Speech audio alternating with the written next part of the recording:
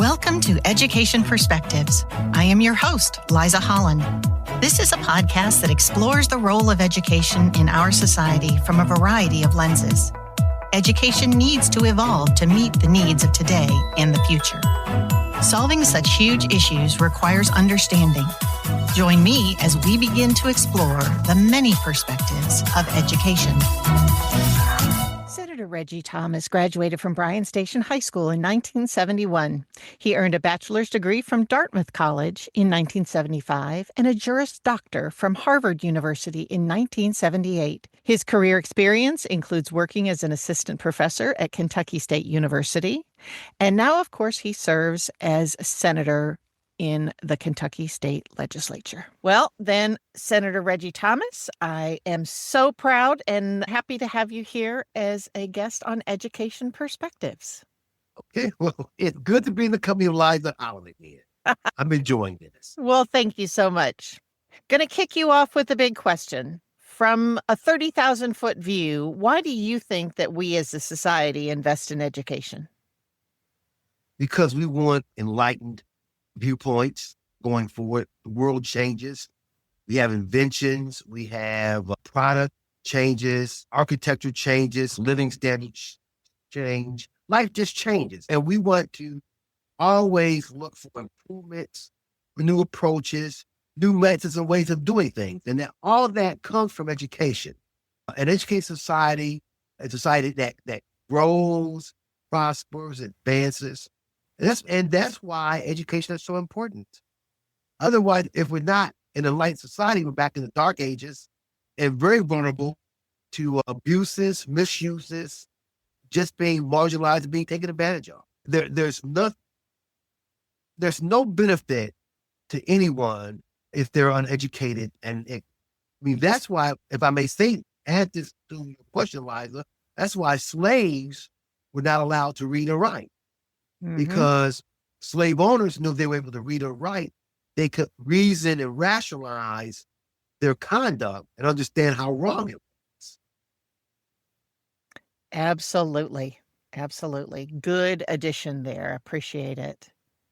So you sit on the Senate Education Committee for our great Commonwealth of Kentucky. What drew you to being interested in the Education Committee? Well, Liza, if you look at my life, you can see I've always taken a great deal of interest in being educated. I've always prioritized learning and wanting to learn as much as possible and wanting to get the best education possible. If you look at Lexington as a community, Lexington has a very high percentage of college graduates. Almost one half of Lexington residents, almost one half are college graduates. That's high for a city of Lexington size to have that high percentage of college graduates. And so knowing how important education was to me, how important education was to my community, it was just a natural decision to say, well, I want to sit on the education committee so I can learn as much for myself and benefit my community at the same time. And I do want to point this out to you, Liza. In my Senate District 13, the University of Kentucky is in my Senate District. Transylvania is in my Senate District. So the two institutions of higher education in Lexington are both my Senate District. But let me go further. Bluegrass Community and Technical College, the community college, is also my Senate. And to take it just to drill down one step further, the Clay Public School Central Office is in my district. So the four major learning institutions in Lexington, from kindergarten and pre-K, all the way to graduate school, PhDs, are in my Senate district. There's a lot of change happening in education, and in a lot of ways, Kentucky has been really on the forefront of education reform and making things happen. What to you, let's start at the state level, and then we'll move on to the federal level. But what do you think are the most important things happening on a positive note, and maybe some of the biggest challenges that you're facing from a legislative standpoint in education in Kentucky? I think the most positive, and I think it's a positive, but I think the biggest change in education from a positive standpoint would be artificial intelligence. Just a week ago, I was on a panel before the Board of Trustees at UK and other administrative officials at UK talking about AI and its impact in higher education and beyond. And artificial intelligence is here to stay. It can be used very productive to advance healthcare, to advance education instruction, to advance research. There are no limits really in terms of what it can do to help promote all three of those critical areas in the education field. Now, obviously, with those advances comes potential pitfalls. And I think we have to always be aware of those pitfalls. But I want to say this to you, Liza. I think regulation of AI has to be done very smart because more than anything else, education offers security benefits to our country and to Americans. And we don't want to let our enemies, such as China and Russia, and I want to go on record and say, I still view China and Russia as countries that are antithetical to what we believe, fundamentally believe here in America. We don't want to let them outpace us in the area of AI.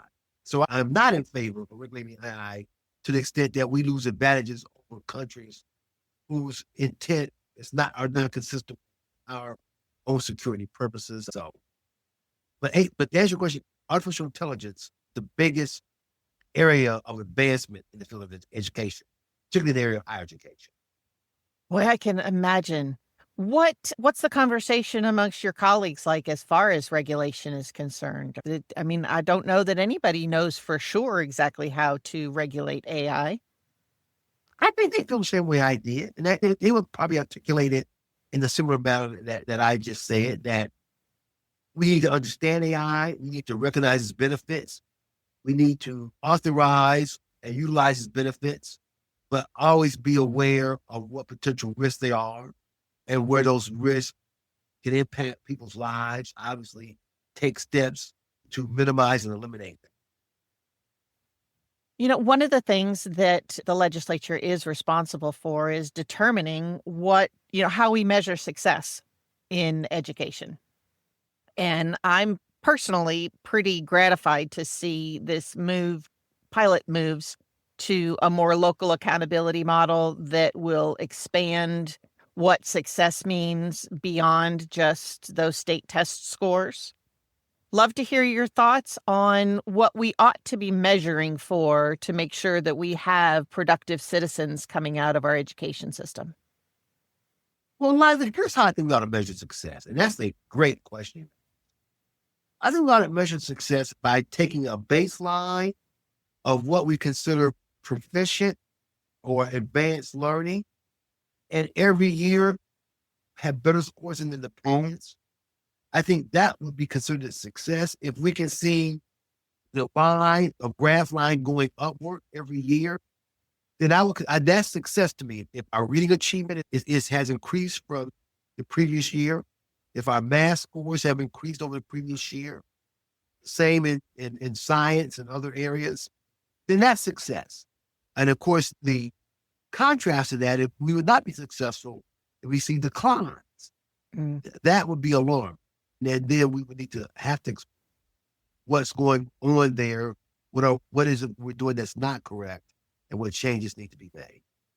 At the same time, Liza, I think we have to try to get that proper balance between terms of going on to college and students going on to some kind of training. And really, obviously, those students who want to go to college, we want to see them go to college and graduate. I've always said, since I came to the Senate, that we're not putting enough money in higher education. I think we need to put more money in higher education. That's my point of view. But I also accept and agree that college isn't for everyone. So for those who don't go to college, Liza, then we want to see those students move on to whatever areas they want to pursue, whether it's some kind of trade, mechanical applications, or whatever labor of love they pursue. Get the kind of credentials and certifications they need to be able to live highly productive lives. Because let's be honest, some of those skills that they have they'll earn more than people who may go into other college educated areas. And that's great. That's great. And we need people in all categories to have a very functional society. So we want to measure in that area, in the non-college area, an increase in the award of certifications or licenses or whatever credentials, whatever is the standard for successful achievement in those non-college educated groupings. Absolutely. And, they say the last statistic I saw was that 72% of jobs do not require a 4-year degree. And so we're really getting into loving seeing BCTC and the types of work that they're doing, because we do need, those 72% do need some sort of post-high school training or education. So being a little bit more flexible about what success looks like in higher education actually is really good. We also hear a lot from companies that some of the skill sets that they really need for successful employees are not necessarily coming through with our graduates, right? And so I'm awfully excited to see the portrait of a learner focus from the Department of Education and the Board of Education there. Tell me a little bit about how you think we could measure things like problem solving and creative thinking and effective communication, because that really doesn't lend itself to a standardized test where you fill in, bubble forms. I think we have to realize that we ought to encourage that starting in the early grade. First grade would not be too soon. Mm-hmm. In other words, give young people, 6, 7, 8-year-olds, problems, questions that require them to do some thinking as to how to approach it. Now, they won't necessarily give the same answer that someone in college would give them, but I ask a first grader, well, if you were taking a test and you had to use a pencil and the lead broke, how would you take the test? Right? And have them work through that, obviously, to come to some conclusion like, I would let the teacher know that my pencil broke. I would see if I had another one in my book bag or back. If I did, I would go to the teacher and ask the teacher to give me a pencil so I could complete the exam. I mean, a first graders could come to that kind of reasoning, that kind of rationality in answering that question. And that's a critical thinking question. Yeah. So my point here in your question for you and your viewers here is that we need to start using and teaching critical thinking questions throughout the various grades so that it becomes an important part of the learning process from day one.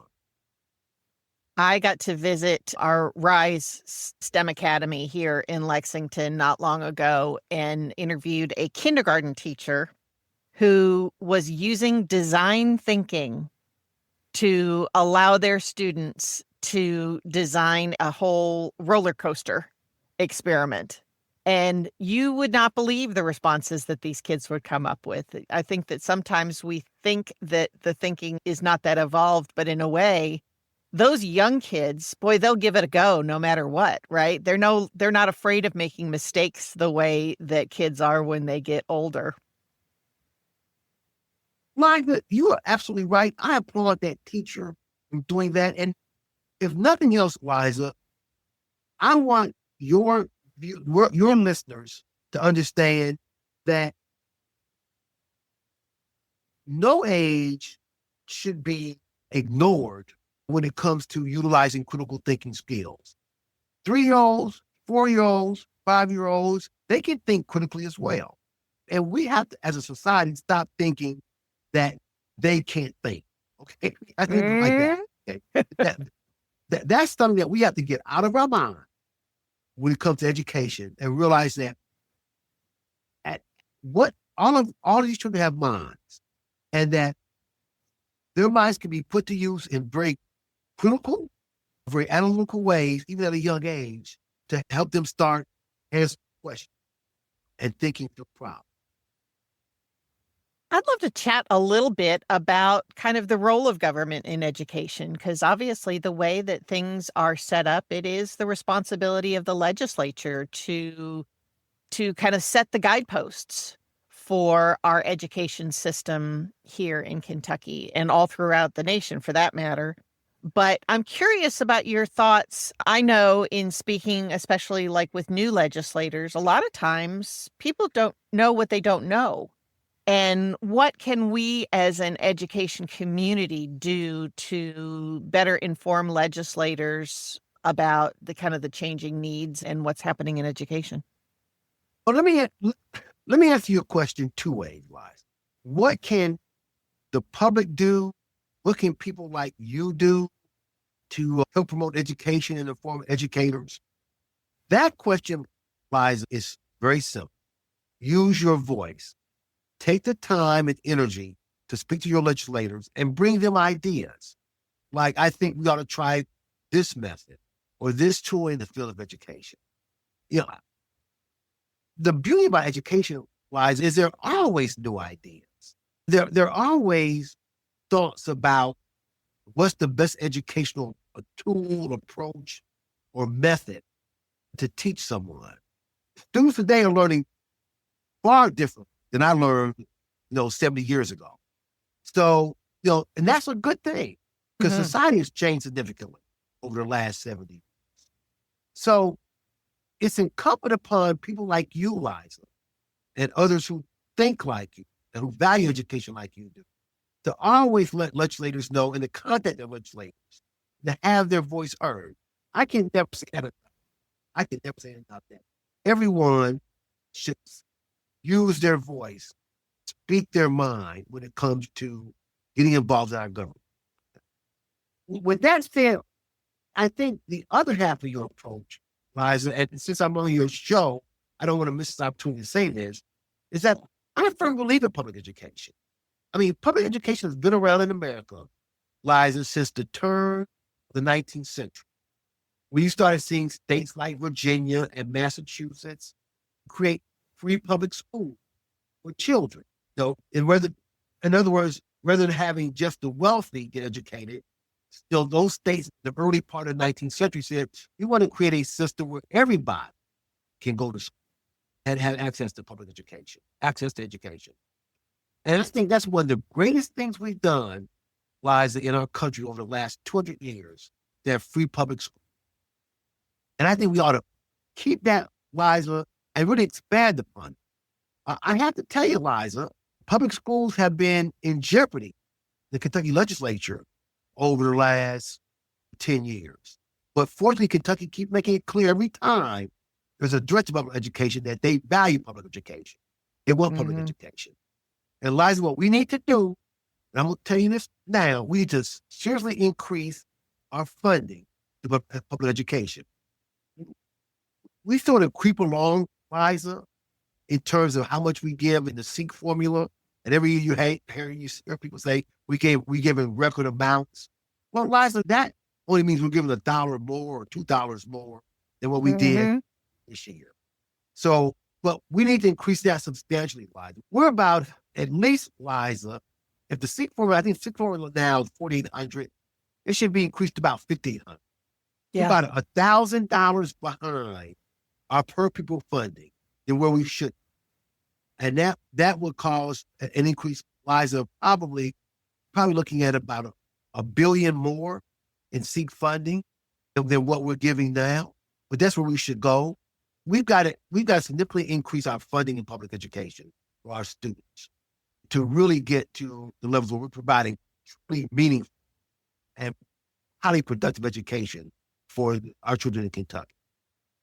It's especially in our rural counties where in some of the more metropolitan areas, some of the funding is paid for by property taxes, right? But in a lot of these rural areas, their property taxes don't even make a dent.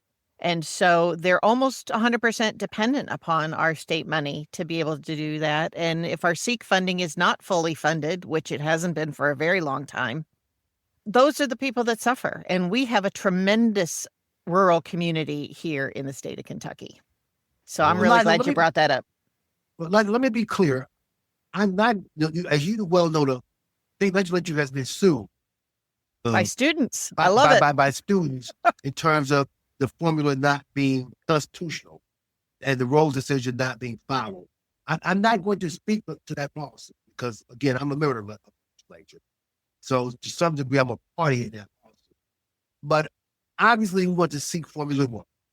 We want to make sure that it treats all students fairly, regardless of whether you live in Anchorage, Kentucky, or whether you live in some of the more rural and impoverished areas in Kentucky. We want all children to have the same quality of education. Absolutely. That's an ongoing challenge, and it makes it very tough for me to realize that legislature just approved tax cuts instead of investing in education. But I'm an issue voter, so there we are. What other challenges do you face as far as kind of I know that you said that public education has kind of been at risk for a while in the legislature. What are some things that you are hearing that concern you that maybe our citizens should advocate for or against, for that matter? Well, first, let me say this, Liza. On a positive note, I can be positive. So I like the positive. Yay. Okay. Well, I think it's important to be positive. I think the best legislation that we passed in the 2025 session dealt with education. And that was taking cell phones away from students. In other words, collecting cell phones, putting them in a safe place so that students would be able to encourage, really force students to have more interaction with each other, more interaction with the teacher in the classroom, focus better on what's being taught, and not having the cell phones to distract them from what they need to learn each and every day. So I think that is a big step that we took, a very positive step, to say we're going to reinforce learning through direct contact with students and teachers and not have your cell phone serve as a way of directing you away from the classroom learning. So I think that's the best thing we did. As to your question as to what we can do more, other than money, and I think this is a positive step too, is give teachers, Liza, more opportunity to teach. We passed legislation this session that said we're going to eliminate the red tape. We're going to eliminate some of the bureaucracy in terms of reporting and paperwork that teachers have to do. And I think that's a good thing. That's a great thing. I've been advocating that for years. And so we did that in the 2025 session. So I would say, Liza, that in many respects, public education took some steps forward in 2025 from a state legislative point of view. Now, the budget's coming up in 2026, and obviously I'm going to be focused on, are we going to make significant strides in the SEEK formula in 2026, excuse me. Tell me a little bit about your thoughts with all the chaos going on the federal level for, we keep getting these reports that Kentucky is going to lose $4 billion in funding towards education. I don't know how much of it is scare tactic, how much of it is real, but how is the state legislature handling that? Well, I'm going to begin by saying I'm a big fan of Commissioner Fletcher. I think he's a great hire by the state. And he has told the people of Kentucky and told Washington that he's going to apply his efforts to make sure that all children get treated fairly, no matter where they live.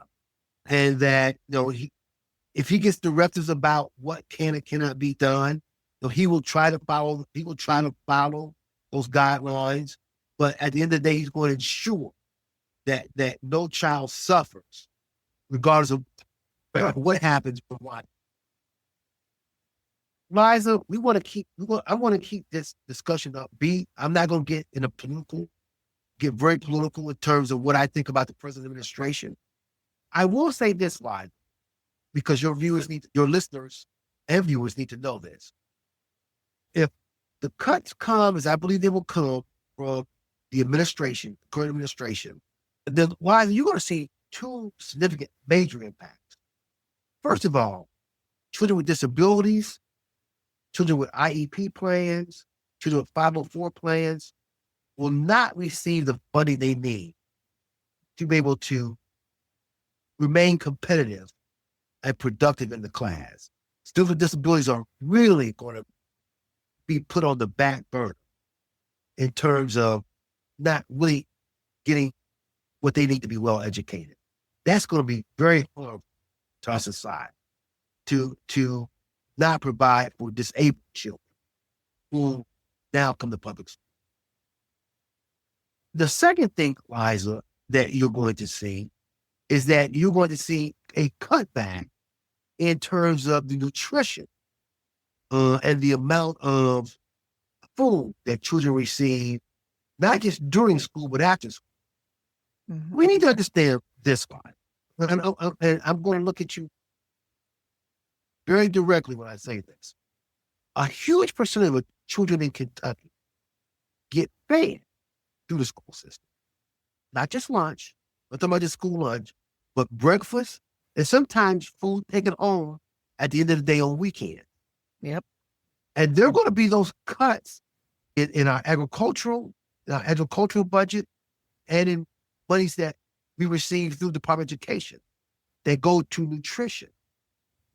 And that's going to have a very serious impact, negative impact on learning. Because if you're hungry, if you're sick, then you're not going to be able to learn. No. Not going to be able to learn. You have to meet those basic needs first before you can ever even hope to be open to learning. Absolutely. So I worry about these potential results, but I believe the administration, when they say they're going to gut the Department of Education, that they're going to eliminate a lot of federal spending to public schools, that they want to control what's being taught in public schools. I think you have to take the administration that they were at their word. They say that these things are going to happen. Sobering thought.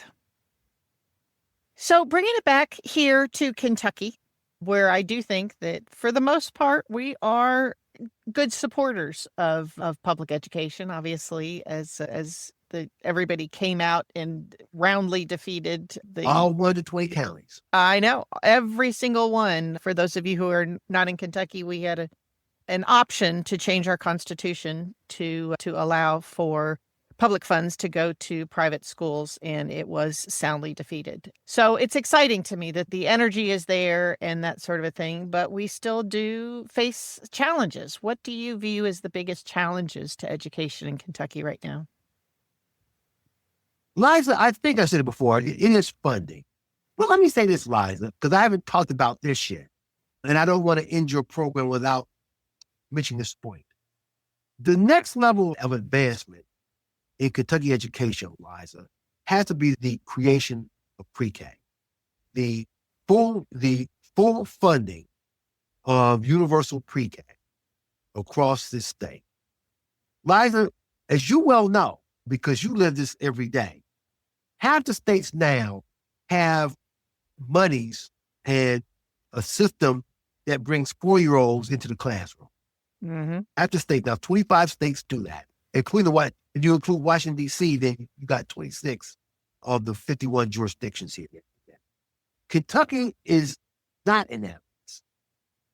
And Liza, we have the money in the budget to do that. For your listeners and viewers, Liza, it will cost us about $240 million to offer universal pre-K in this state, about $250 million. We're sitting on a 5.5 rainy day fund. Okay. $250 million, Liza, is only about 5% of that budget. So that's a nickel out of a dollar. Okay. Really a small amount. But the legislature has not seen fit yet to do that. And we have a governor who's been advocating that from day one of his tenure here. Let's go. And so that's your question. That should be the next big step in advancing public education here in Kentucky. have universal pre-K. Reggie, is transportation included in that $240 million figure? No. Okay. I mean, obviously, if you start bringing 4-year-olds to school, then yes, you would need transportation for them. So there would be some additional transportation costs. But no, I'm just talking about teachers. Yeah. I'm just curious. In classrooms. Because I know I got to work with the Pritchard Committee in this early childhood space. And even though we had funding for it, we didn't get full enrollment even in kindergarten in some areas, just because it was like half day and people couldn't get their kids to and from school. So they just opted to not enroll them. So I was just curious whether that to me, that transportation question, especially in rural areas, is a pretty significant one. Well, you had that transportation in there, yes, because we want children to come. It'll be universal. It'll be mandated. And so we want them to come. Love it. So much learning happens in those first 5 years. It's incredible. The research is so strong. So I'm really glad to hear you. Like you know that, Liza. I've written about it for years. Absolutely.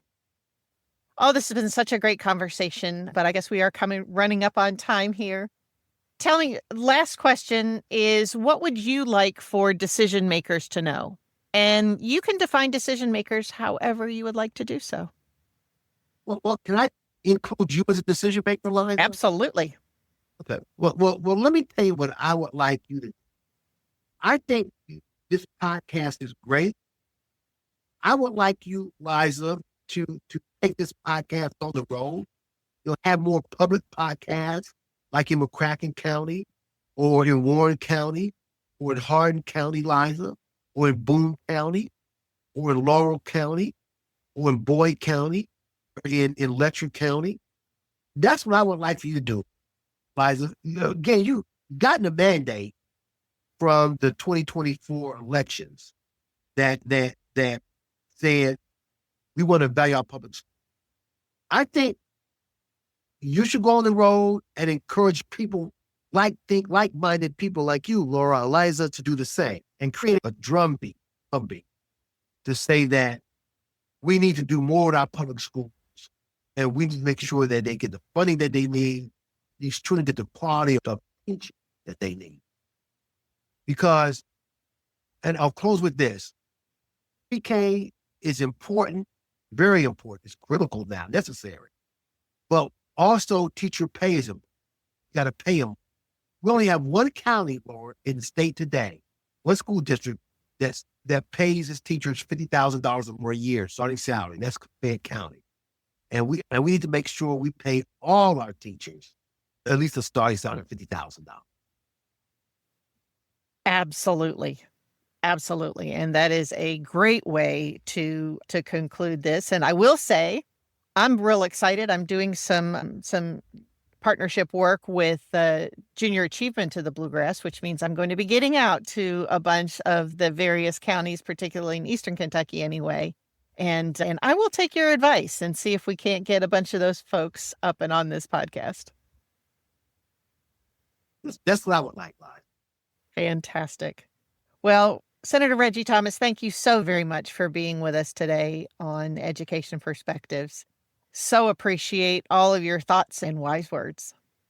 Well, Liza, I enjoy your company and I look forward to seeing you again throughout this year. Thank you so very much. Thank you so much for listening to this episode of Education Perspectives. Feel free to share your thoughts on our Facebook page. Let us know which education perspectives you would like to hear or share. Please subscribe and share with your friends.